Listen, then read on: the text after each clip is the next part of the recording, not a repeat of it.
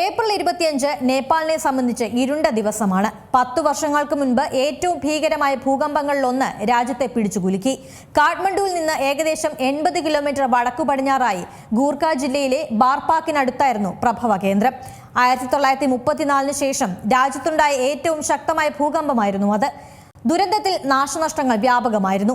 6 ലക്ഷത്തിലധികം കെട്ടിടങ്ങൾക്കാണ് കേടുപാടുകൾ സംഭവിച്ചത്. ഭൂകമ്പത്തിന്റെ ഏറ്റവും വലിയ അനന്തരഫലങ്ങളിലൊന്ന് എവറസ്റ്റ് കൊടുമുടിയിൽ ഉണ്ടായ ഹിമപാതമായിരുന്നു. ഹിമപാതത്തിൽ 22 മരണവും 60-ലധികം പേർക്ക് പരിക്കേൽക്കുകയും ചെയ്തു. പർവ്വതങ്ങളിലുണ്ടായ ഏറ്റവും മാരകമായ അപകടങ്ങളിലൊന്നായിരുന്നു അത്. ഏഷ്യയിൽ ഏറ്റവും അധികം ഭൂചലനം ഉണ്ടാവുന്ന മേഖലയാണ് ഹിമാലയൻ രാജ്യമായ നേപ്പാൾ. പാകിസ്ഥാനും അഫ്ഗാനിസ്ഥാനും വടക്കേ ഇന്ത്യയും എല്ലാം തുടർചലനങ്ങൾ അനുഭവപ്പെടുന്ന മേഖലകളാണ്. 2015 വലിയ ഭൂചലനത്തിന് ശേഷം ഹിമാലയൻ മേഖലയിലും പരിസരങ്ങളിലും തുടർചലനങ്ങൾ വർദ്ധിച്ചു. ഹിമാലയത്തിന്റെ ചരിത്രവുമായും ഹിമാലയൻ മേഖലയിലെ ഭൂചലനങ്ങൾക്ക് ബന്ധമുണ്ടെന്ന് കണ്ടെത്തിയിട്ടുണ്ട്. ലോകത്തിലെ ഏറ്റവും പ്രായം കുറഞ്ഞ പർവ്വത നിരകളായ ഹിമാലയത്തിന്റെ ഉയരം ഇപ്പോഴും വർഷം തോറും വർദ്ധിക്കുന്നുണ്ട്. യൂറേഷ്യൻ ഭൗമപാളിയിലേക്ക് ഇന്ത്യൻ ഭൗമപാളി ഇടിച്ചു കയറിക്കൊണ്ടിരിക്കുന്നതാണ് ഇതിന് കാരണമായി പറയുന്നത്.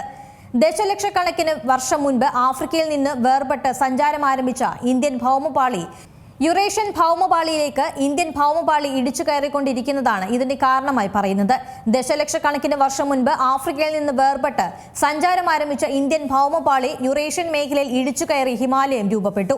ഈ ഭൗമപാളി ഇപ്പോഴും വടക്കു ദിശയിലേക്ക് സഞ്ചരിക്കുന്നതിനാൽ ഹിമാലയത്തിന്റെ ഉയരം വർദ്ധിക്കുന്നു.